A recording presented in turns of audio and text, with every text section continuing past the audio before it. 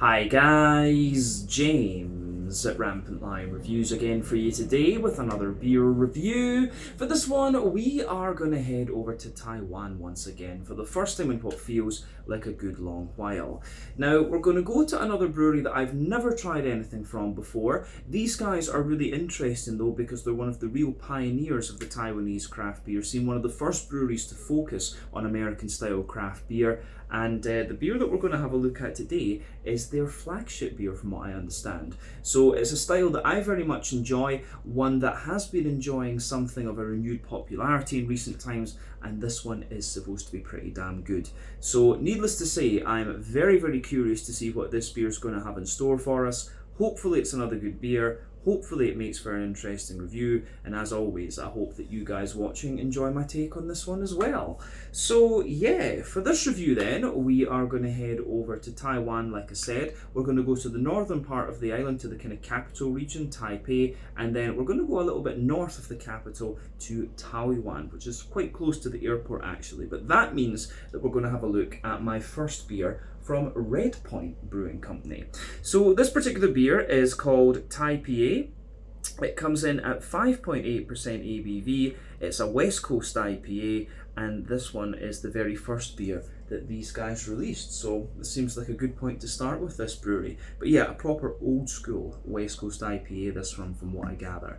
But this is another beer that I picked up at the wonderful Craftissimo in Shunwan, over on Hong Kong Island here in the Hong Kong SAR, and they always have a really good selection of stuff. But this is a brewery that I knew about but just hadn't gotten around to trying yet because I hadn't seen any of their cans. But thankfully we've had a few of them over here recently, so long may that continue, and hopefully we get some of the other Taiwanese breweries over here at some point soon as well. But definitely cool to review some more Taiwanese beers for you here on the channel, because yeah, the only ones that I think we've had so far have been Tai.P.A, and then a few years before that, back in the early days of the channel, we had one from Le Blé d'Or, which was a honey lager if I'm not mistaken.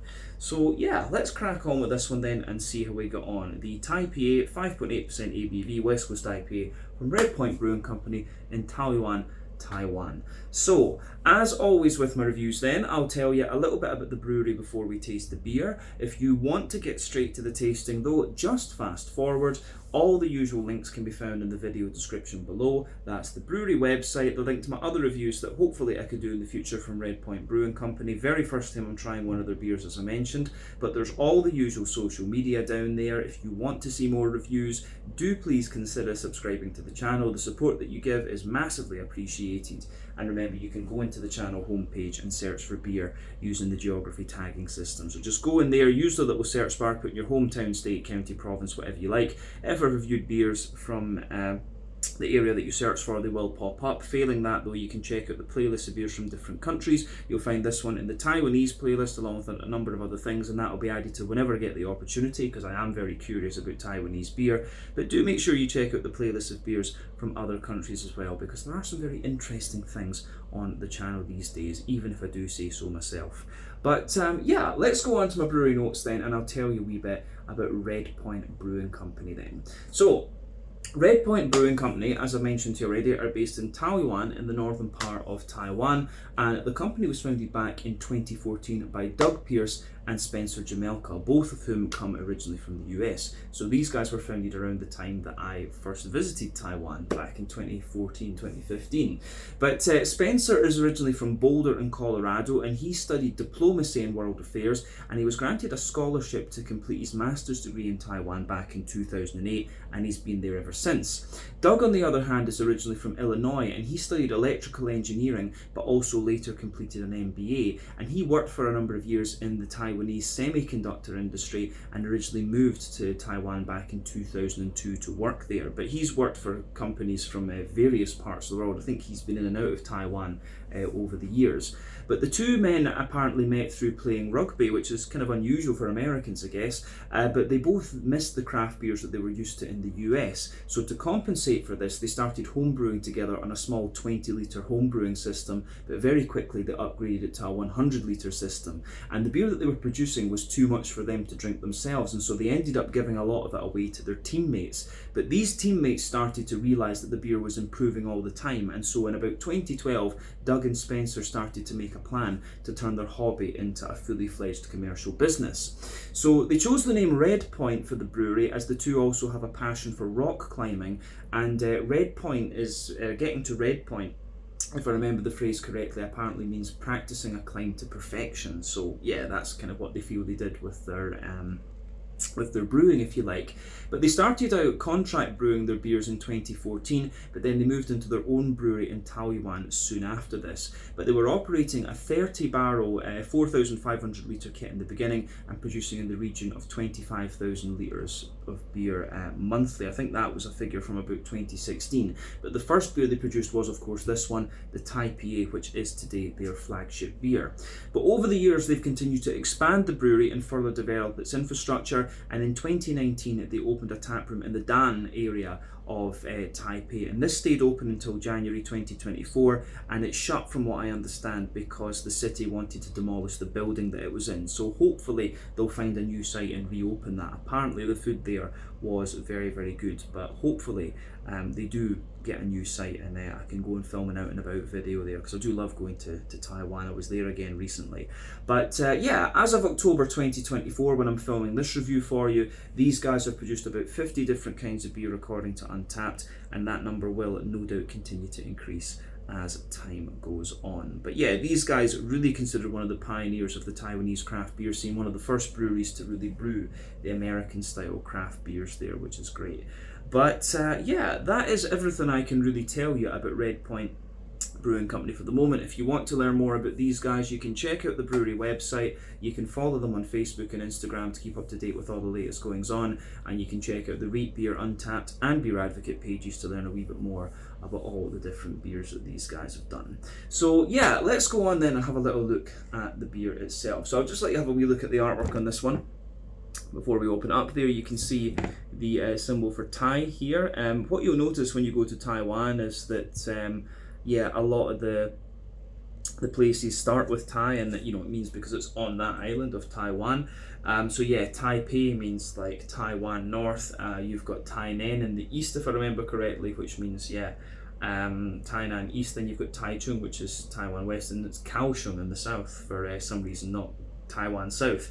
But yeah, so I think that calling it Tai.P.A, I think, is pretty cool. But yeah, it comes in at 5.8% ABV. This one is hopped with Cascade and Soriachi Ace, which are two of the really old school hops. Soriachi Ace is of course originally from Japan, but these days it's grown mostly in the US. But it's about 11 or 12% alpha acid, if I remember correctly, and it gives you this really distinctive lemony character. Cascade, on the other hand, is the old school American hop, the first American high alpha acid hop, about 8% ABV, and I find it always gives you this little kind of sultana peary type thing, and grapefruit and a little touch of red fruit too. But yeah, the Tai.P.A 5.8% ABV. It tells you a little bit about the beer. On the back here it says, "You're about to enjoy Redpoint's flagship beer, Taiwan's very first locally brewed American IPA. This beer was handcrafted by two American brewers living on the beautiful island of Taiwan. It's a brew designed from the fusion of American and Asian ingredients, including Cascade, the quintessential American hop, and bittered with the lemony Soriachi Ace." So yeah, it's pretty cool. Shows you that on the side here. I'm not sure if it's going to focus on that though, but there you go.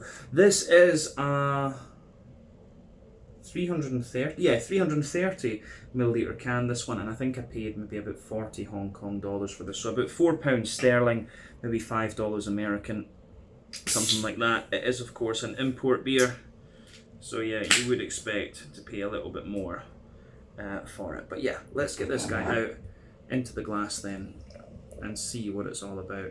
The can, I will say, the can was pretty hard with this one, so I'm not sure if it was shaken a little bit or if it was yeah, or what was going on. Maybe there was just a little bit too much yeast in this particular one. But yeah, you can see the head on this one is a little bit excited, so we'll just be careful when we're pouring out the rest of it there. But yeah, that head is going to settle down a little bit. It is fairly fresh though, this one. So yeah, it should be alright. But yeah, so anyway, As you can see, the can, we weren't too aggressive with it, but it's poured with a kind of big 2-finger, quite soapy, bumpy head there. I'll just bring that up to the camera so you can see. Yeah, you can see some medium-sized bubbles sitting on the surface of the liquid there, but yeah, it gets more kind of soapy and bumpy and things the further up that you go. But yeah, that's going to fade away over the next little while. Of course, it's already starting to do that. But yeah, it looks really nice, this one, I have to say. So I would describe it as being a more kind of cream-coloured head rather than being perfect white. And the colour of this beer, I think it's safe to say this one's quite a rich orangey amber. So remember, the colour of your beer depends on a few things. 1, the type of malts that you use. This goes a long way to determining your EBC rating. 2, length of your wort boil is going to play a role, because the longer you boil the wort, the more the sugars caramelise, and thus you get a darker colour of beer. But any barrel aging that you do or adjuncts you put into the beer will affect its colour as well, but you don't often have to care about that when it comes to more West Coast IPAs. When it comes to the West Coast IPA as a style, I find that these can lean one of two ways. They can be a little bit more oily and caramelly, such as the Sierra Nevada Torpedo, or they can be a little bit more bready and biscuity, such as the Pliny the Elder from Russian River Brewing. Those are my two kind of pinnacles of the style, if you like. You might have a slightly different point of reference from me, but yeah, those are some of the first ones that I kind of tried in that regard. But yeah, all in all, this one looks pretty much as you would expect from the West Coast IPA. It looks really nice. It's got a little bit of natural haze to it. There's a good little bit of carbonation visible in this one. And as I say, I think this one might have had a little touch more yeast in it than maybe some of the other cans and things. I just picked the first one that came out, of course. And it has been refrigerated pretty much since we got it. So yeah, yeah, all in all, pretty much what you would expect appearance-wise from a West Coast IPA. So I think we can leave it at that for the appearance. Let's go on and actually have a little look at the aroma of this one and see what it's all about. But yeah, a good little bit of carbonation visible in this and a bit of natural haze. So yeah, let's have a wee look at this and see what it's all about. Ooh, yeah, proper old school, this one. But you can certainly smell, Soriachi Ace was always a very distinctive hop, and you can smell it in this one. Yeah, it has this herbally lemon sort of thing, and that's really apparent as soon as you smell this beer. But you can smell the cascade in there as well, and the more oily character. But other than that, you're getting the nice breadiness, you're getting the hoppy character, and also that nice kind of oily sweetness as well. So really nice smelling beer, I have to say that about this one. So that gets a thumbs up from me in that regard. Yeah, I like it for sure. So, where do we start with this one then? Yeah, it gives you everything you expect, but yeah, the Soriachi Ace. A lot of people have used the term cat piss to describe Soriachi Ace, and I can see on the basis of this beer, now that I know that it's definitely in here, I can see why. I think I've had a number of beers with Soriachi Ace in them over the years, and maybe not really realised, but yeah, Soriachi Ace is definitely one of the most pungent hops. You have got certain hops that do that. There's one from, I'm trying to remember the one that can, Cashmere is the one that can kind of dominate flavours and things like that with its big melony, lemon, limey sort of thing. So yeah, Cashmere can really dominate, and Zappa's another one with that earthy herbal thing that it's got. There's a few hops that are just really, really pungent and can take over the flavour and aromas of beers, and Soriachi Ace is kind of one of those, from what I gather. But yeah, you can smell that straight away. But let's just break down the aroma for you and describe it that wee bit more in depth. So the backbone of this beer, you absolutely have that little bit of kind of fresh white bready bread crust in there. You can smell that in the backbone. There's little touches of wood, little touches of cracker, you're always going to get that. But yeah, some nice kind of sweet brown bready character, good little bit of a, yeah, there's a good little bit of a kind of white bready note in there as well. So yeah, wholemeal brown bread, little bit of a sweeter white bread in there. And I'm wondering if there's a little touch of wheat in this one. Now, the thing with West Coast IPAs is that they tend to use almost exclusively barley malt. It's not unheard of to use a little bit of wheat or a little bit of oat in some of them. I know Sculpin, for example, from Ballast Point used a little bit of wheat, actually. But yeah, for the most part, West Coast IPAs are barley malt beers. This one also does have a little bit of that natural haze to it, which makes me think, yeah, there could be a wee bit of wheat in here. So yeah, yeah, and there's just that little bit more of a dense white bready character in this one as well that you can smell. So I'm wondering if they have used a wee bit of malted wheat in here. And I do notice they call it an American IPA rather than specifically a West Coast IPA. And usually the American IPAs are or the ones they call American IPAs are somewhere between the New England hazes, which use a lot of wheat and oat, and the Californian West Coast IPAs that use mainly barley malt. So yeah, it's kind of a hybrid almost. So yeah, that's kind of what's in my head with this one, that there might be a little bit of wheat in this one as well. But yeah, on top of that dense white bready character though, you certainly get a little bit of sweetness out of this one. There's a wee bit of like a toasted caramel. There's a more oily, there's a more oily sort of Werther's Original butter candy butterscotchy sort of thing to this one too, and certainly little elements of like McVitie's digestive biscuit and things. Definitely getting some of that out of this beer. But yeah, the way that goes together is quite nice in this one. It has got a little bit of an almost fudgy character to it there, a little bit of diacetyl. So yeah, wee bit of that going on. The yeasty side of the beer, in the back of the nose, I'd say that it's mostly kind of white bready character that's coming out of this one. So yeah, you've got that kind of yeasty note in the back there. There's a little touch of brown bread to it and a little bit of a kind of white bready, crackery sort of thing going on. But yeah, mostly a kind of white bready character from the yeast in this one. But if we move on to the hoppy side of the beer, you have to remember with IPAs there are three types of hoppings that you can do. There's early addition hopping, which takes place within the first hour of the wort boil. That gives you a very deep, dank sort of aroma, and that's responsible for the majority of your bitterness. You've got, late addition hopping, which takes place within the last half hour of the wort boil. That gives you mainly flavour and aroma, but a little touch of bitterness and a very bright green component. Then you've got dry hopping, which takes place after the wort boil is complete, and that's all about flavour and aroma, and again it gives you a very bright green component. West Coast IPAs tend to use all three types of hopping, which is why they're deeper, danker and kind of more oily.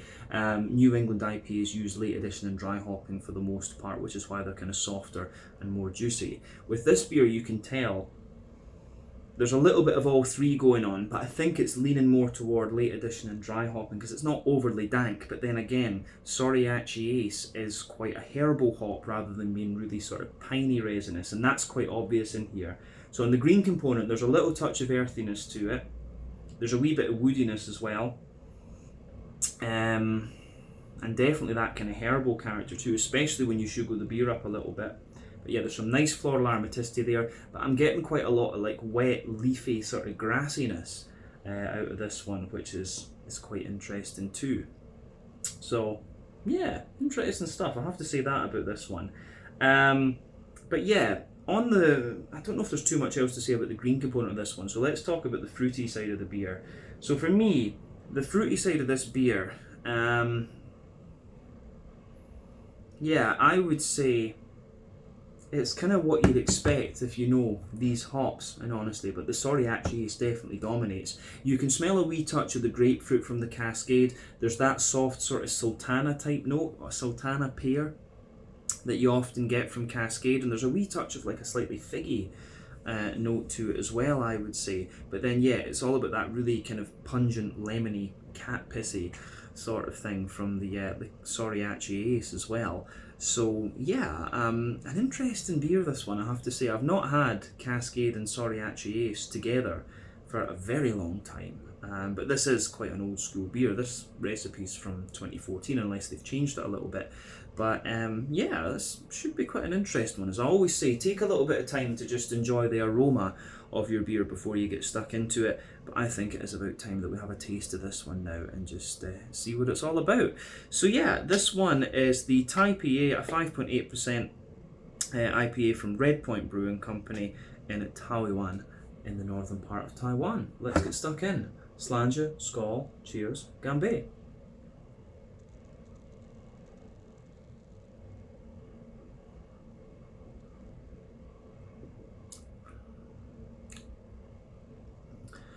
Yeah, that's pretty damn nice. Yeah, it's got a little bit of a, I would say, it's quite a bready IPA, this one for sure.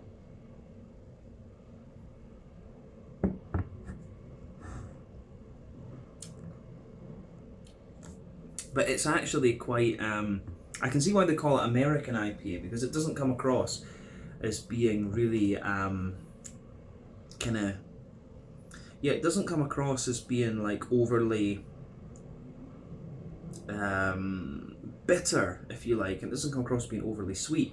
It's actually kind of interesting because it does have a little bit of a sort of raw, the bitterness builds into the aftertaste, but it does have a little bit of that kind of homebrewed rawness to it, and I guess they've probably tried to keep the recipe as similar to the original as they could. So yeah, I'm guessing some of their newer beers, if you like, will be a little bit sort of cleaner and more refined in character than this one, but this comes across as really, yeah, it comes across as really old school. It reminds me of some of like the first releases I've had from you know, breweries starting up in Scotland and Sweden and things like this. It has that little bit of kind of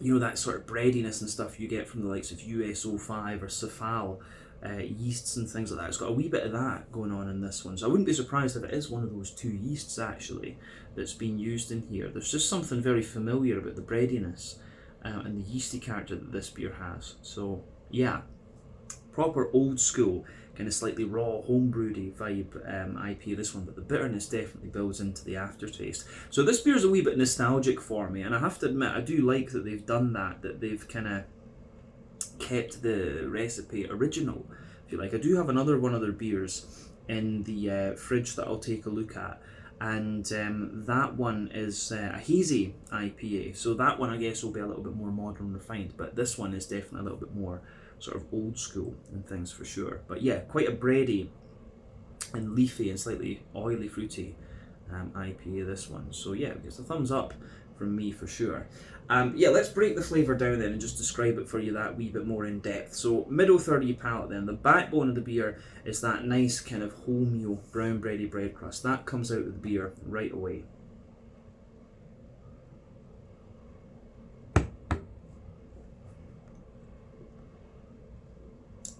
So yeah, the backbone of this beer, you get that kind of fresh brown bready bread crust, like I said. As you move further forward on the middle third of your palate, you get a wee bit more kind of woodiness. Then there's that Jacob's cream crackery sort of character coming out of this one too. And then on top of that, there's like a wholemeal, there's a wholemeal kind of brown bready layer to it, which is nice. So yeah, the wholemeal brown bready character comes out of this one, and that is quite grainy, and that sort of lingers into the aftertaste for sure. But then yeah, above that you get a layer of kind of like white bread, and the white bread is a little bit kind of drier almost. And then I do wonder, is there a little bit of a more dense, like wheaty white bready character sitting above that as well? Because at the back of that middle third of your palate, there's just that little touch of like bitiness or something, which is quite interesting. But yeah, on top of the breadiness, there's a little bit of kind of brown sugary note in there. So you've got a wee layer of kind of like toasty brown sugar coming out of the beer.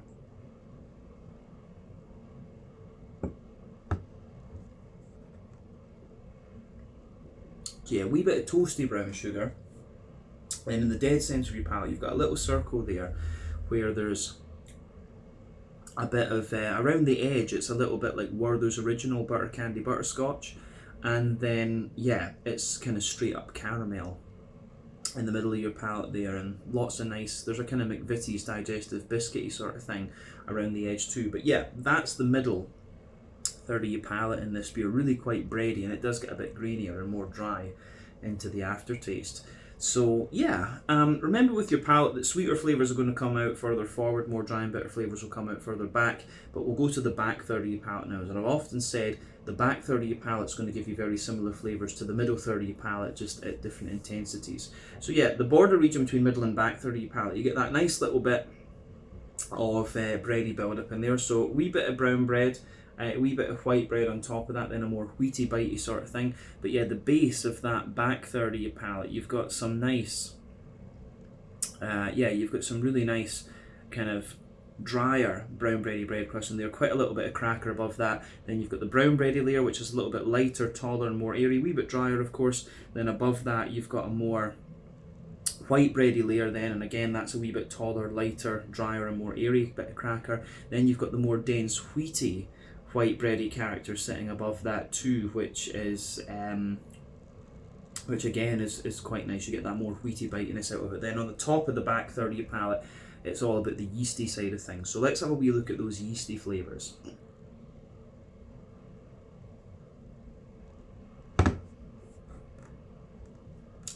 So yeah, the yeasty side of this beer, for me, the yeasty character is it's kind of brown bready at its core.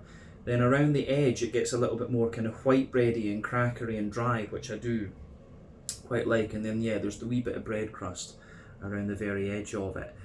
So yeah, it's got a wee bit of that rusticy, greeny sort of character to it, this one for sure. But yeah, definitely back third of your palate, you can feel the flavour is taller. Then as you move further forward into the middle third of your tongue, it just kind of condenses down and squashes together that little bit more. But yeah, I think that's everything we need to say about the malty and yeasty side of this beer. Let's go to the hoppy side of things then.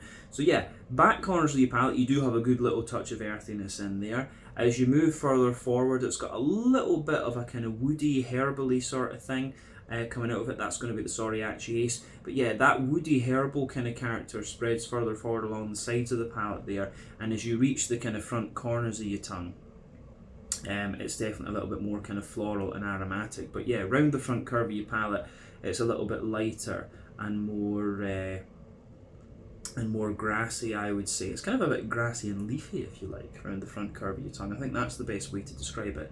But yeah, I do like how that pieces together in this one. I think that's really nice. But yeah, on the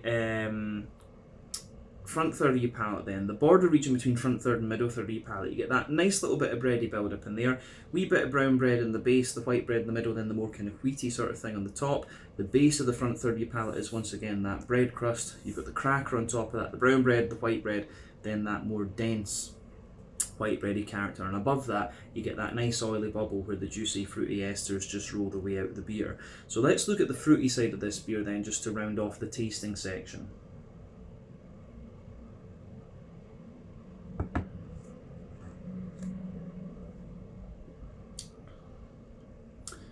So yeah, pardon me, took a little bit of that down the wrong way. But yeah, at the back of that front third of your palate, the cascade's quite obvious. You do get that kind of quite strong grapefruity character there. And as you move further forward, it becomes a little bit more kind of sultana and pear-like. There's maybe a wee bit of apricot in there as well, but you can definitely pick up that little hint of fig that Cascade is going to give you as well. But then yeah, as you move further forward, into the front half of the front third of your palate, the Soriachi Ace really comes out and it gives you that very pungent sort of lemony note to it. It's got a little bit of almost bite to it as well, which is kind of interesting. But yeah, the front half of that front third of your palate is all about the Soriachi Ace, and it's almost like a kind of bitter lemon, if you like, too.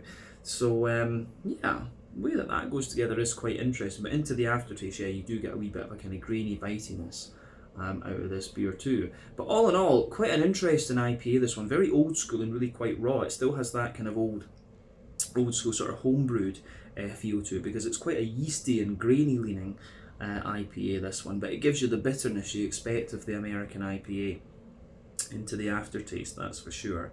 But yeah, I think it goes together quite nicely, this one. This has been interesting to try. So let's round off the review then with a wee quick look at the mouthfeel. For me, it's mid-bodied, the carbonation is very, very smooth. It's a bit dry, this one, into the aftertaste, and it's got a wee touch of oiliness to it, so a mix of dry and oily character out of this one. The IBU in this beer, I think it's probably about 60-ish, 50 or 60 IBUs. It's not going to blow the head off you in terms of bitterness. The malty character, like I said, in the base it's a little bit drier, smoother in the middle, and a wee bit of dry sweetness on top. Then yeah, you've got some really nice kind of You do have some really nice kind of hoppy bitterness there into the aftertaste for this one, and just a little touch of fruity character coming out of it as well. But all in all, an interesting beer, this one, a little bit nostalgic for me, and it certainly has that little bit of almost homebrewedy rawness. I wouldn't be surprised if this is using US-05 or Cephala, or one of these really old school yeasts actually. It comes across as very old school and just that little bit raw, which is quite nice. I've not had a beer quite like this one in a good wee while.